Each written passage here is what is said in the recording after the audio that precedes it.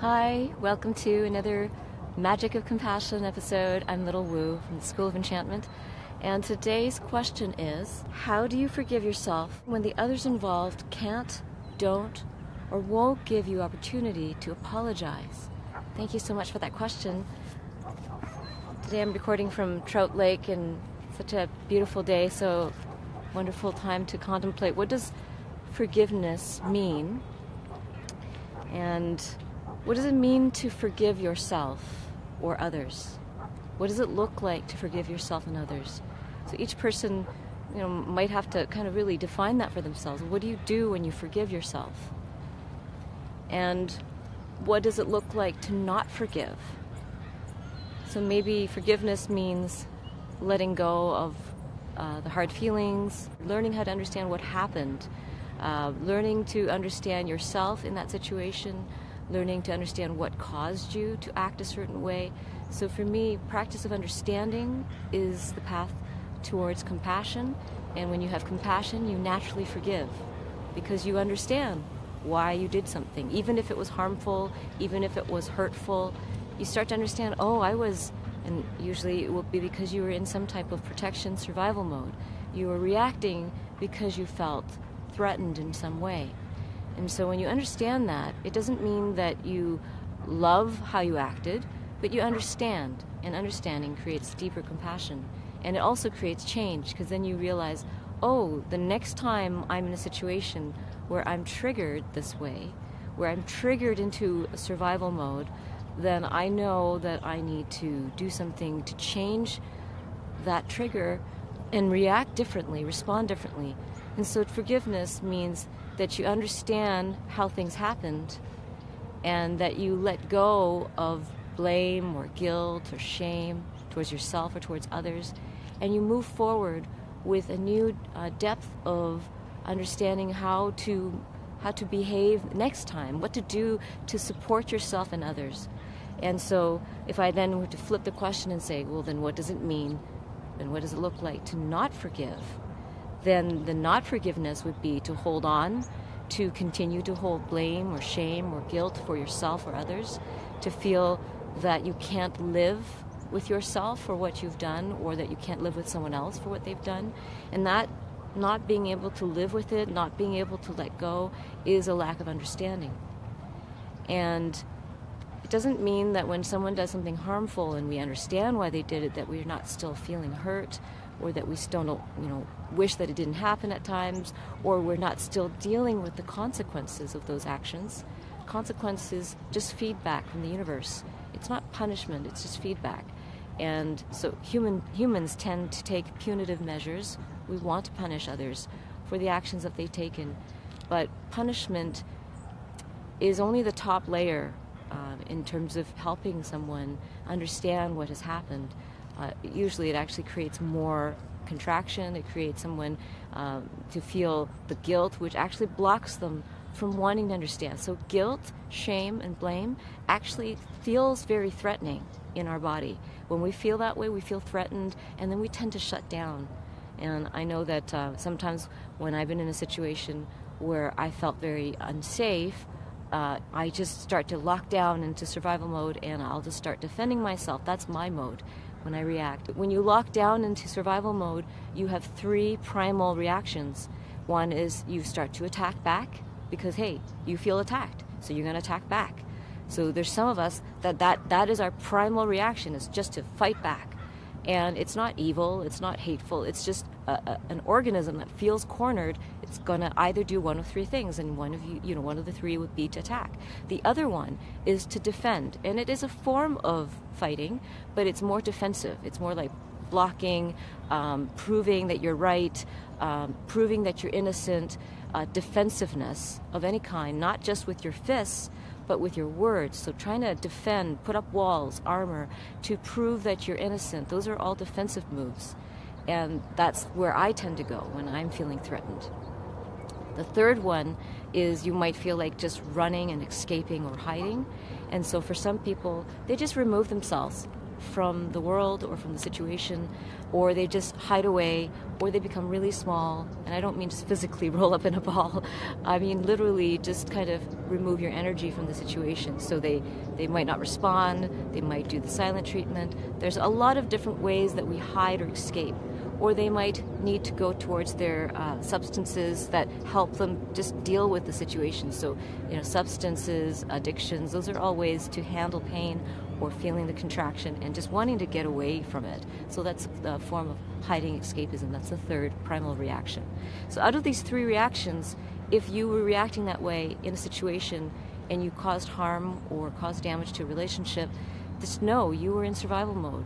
And how can you move forward so that you're not in survival mode the next time something similar happens? So when I notice that I feel defensive, I really think about, well, what makes me feel defensive? So I have a list of things that I know make me feel really defensive. And so that I'm very, very conscious when I step into those places and those situations that I'm aware, okay, I might get defensive here, and to be aware of the warning signal that my defensiveness is a sign that I've gone into survival mode and that I need to change, pattern interrupt that, find a different way to step outside of that moment so that I don't feel so threatened. And that might be to change how you normally behave, maybe do something very different from what you normally do that's outside of your defensive mode or your attack mode or your escape mode. And what can you do to help yourself feel more connected to that person, more understanding? So that's the first thing I reach for, is how can I understand myself and this person better in this moment? So whatever creative solution that you can find and that you might have to experiment with will cause you to want to just say, hey, let's try this instead right now. And that takes a lot of consciousness to stop in the middle of a contraction when you're just about to lock down in survival mode and actually say, I want to do something different. I really, really want to do something different here. I don't want to go down that same route and fight, defend, or escape. And so that takes that super consciousness and a deep commitment to what I call your sacred mode. This thing that to you is more important than surviving. What's more important than surviving in this moment? And for me, it's understanding. I want so much to understand you and me in this situation. I want so much to understand what you're upset about. I want so much to understand what I've done that I will supersede my survival in this moment because I want to understand. So that for me is how I get to my sacred mode, because that understanding is more sacred than being right, being protected, being safe. It's more important. And that's when you transcend that moment. It doesn't mean you're not human. It just means that you're human, but yet you have a sacred purpose in that moment. So in this forgiveness pattern, if you feel that you have taken actions and then others are involved where you feel that you need their forgiveness, the first step is to really forgive yourself. And that is the practice of understanding first. To truly forgive, you must understand that you're innocent. That in some way, all humans are innocent, even when they've committed harmful actions. On some level, they were driven into survival mode. And so as a species, our work is to understand ourselves and others, and to find our sacred mode. What is more sacred than survival? Because when you find that, you'll find a new level of courage to face things, a new level to face discomforts, because that was one of the things that stops us. When we're uncomfortable or when we feel unsafe, we want it all to stop. And when you're willing to overcome discomfort in order to honor a higher purpose, that is your sacred mode.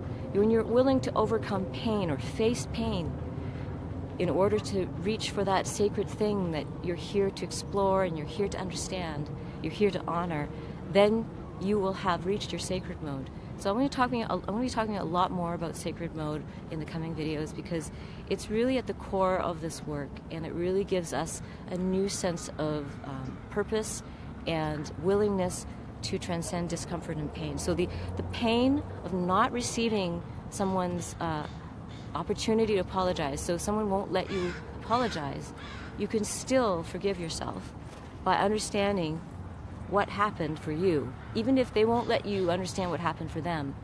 And by understanding yourself, you can move through the world with more compassion, and then you might understand others who have committed similar actions.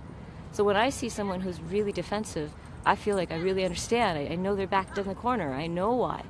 And even people who are very violent, I've been there. I've been very violent before in my heart. I've wanted to punch people. And so I know what drove me to that place. So until you've ever been that place, sometimes you just don't understand. And you may not be able to reach for that compassion because you're lacking the understanding. So when you look at the situation and you think, is it more loving to myself and to the world if I forgive myself now and learn to understand the situation? Or is it more loving to not forgive? Because sometimes we think, oh, if I don't forgive myself, that is the higher action, because I need to punish myself for not having done the right thing or having done the wrong thing. But if you think, well, is that really more loving, to punish myself forever, to hold on to guilt, shame, and blame? Or is it more loving for the world and more beneficial for me to truly understand what happened and to know how to move forward next time? And even if the others will not forgive me, that I have found some peace. And every human being that learns how to find some peace in this life is contributing to the peace on this planet. Because you've just taken one person that could have turned violent or living with shame and blame and guilt, which never ever, it doesn't fester into anything good.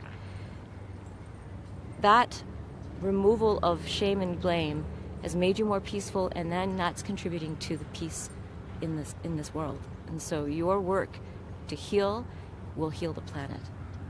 I hope this has helped, and please do send me more questions. I love to receive them. treasures@littlewoo.org. And I have a Facebook group called Magical Humans. Just look that up and join, and I'll love to have you.